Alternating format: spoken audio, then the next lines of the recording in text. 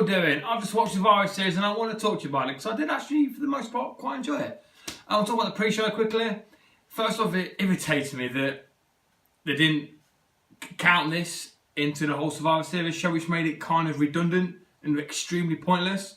It was a big 5 team versus 5 team, Raw vs SmackDown. Good match. It got really good towards the end, with the final few teams in there. Really happy that Revival got such a good showing. The Usos as well killed it. New Day killed it. Gable and Rude, they did the finisher. I forget what it was called.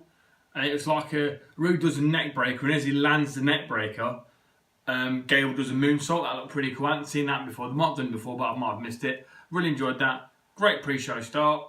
SmackDown should be one up, but they don't count it, so it doesn't really matter. The first match on the main Survivor Series card, the scores are 0-0. Don't know why they didn't count it, but they didn't count it. It's the women's match. And the biggest thing here, I suppose, is Nia Jax. She came out just brushing her fist off, and she's now called herself the Face Breaker, which does sound quite cool, actually. But that's beside the point. I despise Nia Jax. Even before the incident with Becky, I hate everything about her. She's absolute dog shit. She shouldn't be in the company anymore.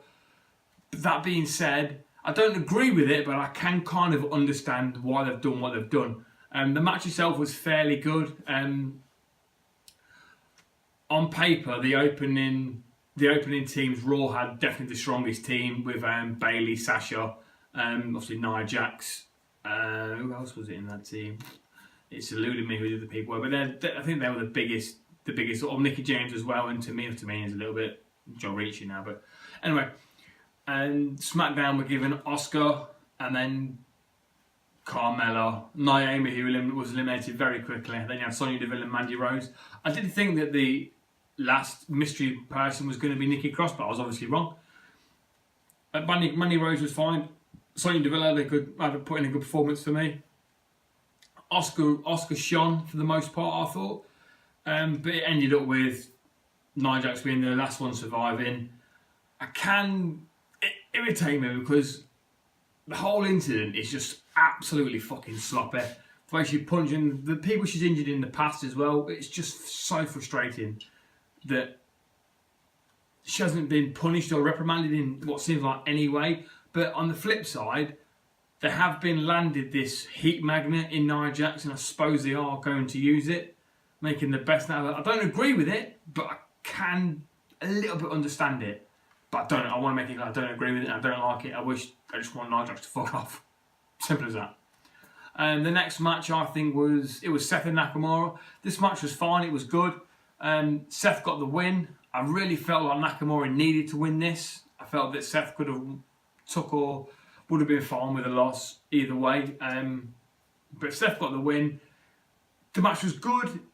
I thought this would have stole the show, but it didn't. It was good, and that was about it. Maybe you could give it a pretty good rating, but for me it was good. It wasn't anything like I thought we were going to get. And at this point, I just want to know when Nakamura's going back to New Japan, because he's not doing a fucking thing in WWE at all. He isn't doing a thing. But yeah, so turning to Raw so far. Next we had, I think it was a tag match next. Authors of Pain versus The Bar. This was a good match, I enjoyed it. Pretty hard hitting. Authors of Pain got the win. They had a spot that led to the end where Drake Maverick had interfered. I think Sheamus and The Bar were about to get the victory.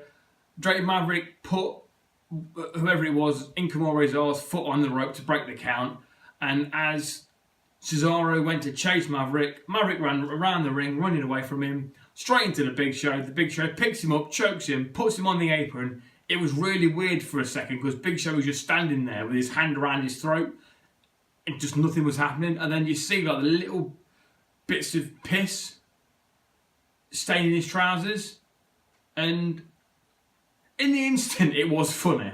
It was funny in the instant, and that got everyone distracted because they're all like, "Is he fucking really pissing himself?" And that led to the roll up, not the roll. So that led to Authors of Pain hitting whatever that awesome move's called. It's like they go from a suplex into a powerbomb. It looks fucking wicked. It's a million times better than that high-low combination they used to use, which is a dog shit move anyway, no matter who's doing it. The high-low is just fucking crap. But the new move they've got is brilliant. That won the match, 1, 2, 3. And the Drake Maverick thing is funny in the moment, but when you think he's also the manager of these big bad dudes, and he's also the general manager of 205 Live, it absolutely destroys his credibility, because now why are Authors of Pain going to listen to this guy who just pissed himself? And how are the entire 205 roster going to take him seriously as a man who's pissed himself on live TV? But there you go. That's what he sacrificed for a moment of funniness. The next match I think was Buddy Murphy and Mustafa Ali. This match was possibly the match of the night for me. This was just incredible, and this was very NXT-esque. They just let cruiserweights do what cruiserweights can do, and it was fucking brilliant. Best match of the night up to this point, without question. And to be fair, I don't know, it's a contender for match of the night for me. But yeah, Buddy Murphy retained his title against Mustafa Ali. Fucking great match. Definitely worth a watch. The next match I think was the men's Survivor Series match. There were some good points and bad points in this match for me. I really did enjoy the way that Drew's character was portrayed through the whole of the match.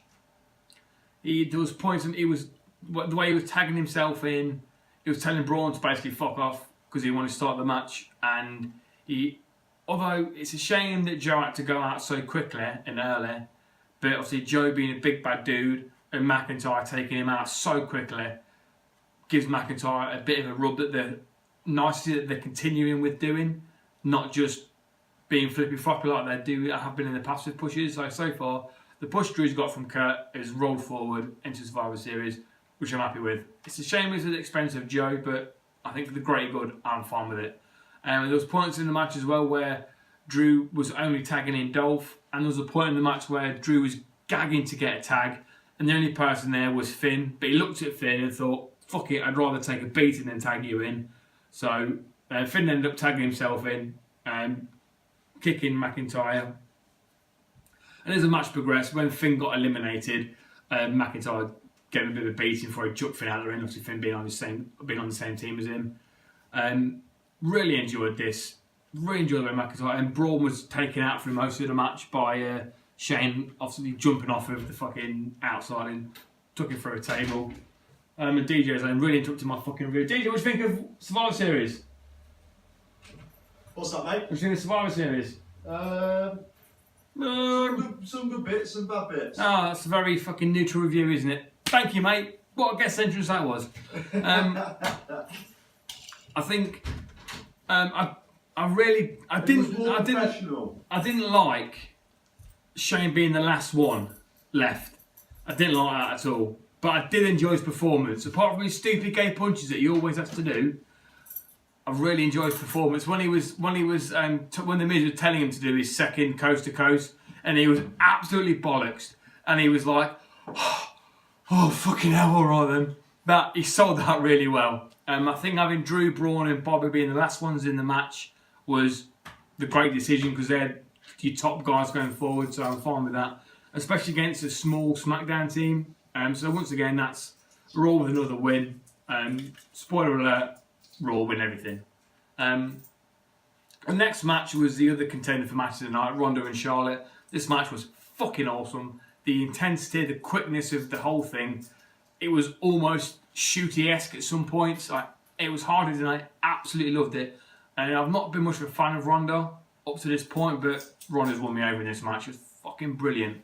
I must admit, when it got to the end and Charlotte got the kendo stick out and started beating the shit out of Ronda, I did roll my eyes a little bit, but as the beating progressed and it got more and more savage, I quickly turned around and I was absolutely loving it. But something to note as well, during the match, Ronda seemed to be getting plenty of cheers, but as soon as the beating turned really savage, the fans were all over Ronda. They were giving Charlotte chants of "Thank you, Charlotte," booing this is while she's getting savagely beaten. They were booing Ronda. it was weird to a degree because it sort of came out of nowhere. The fact that she'd been cheered through the whole match, really, and she gets the absolute shit kicked out of her, and then she's getting booed. But for me, Ronda put in an incredible performance. Her and Charlotte, this match should have ended the show. If this is how Becky and Ronda was going to go, then in the same sort of vein, good match than the beating that Ronda received, it should have ended the show without question.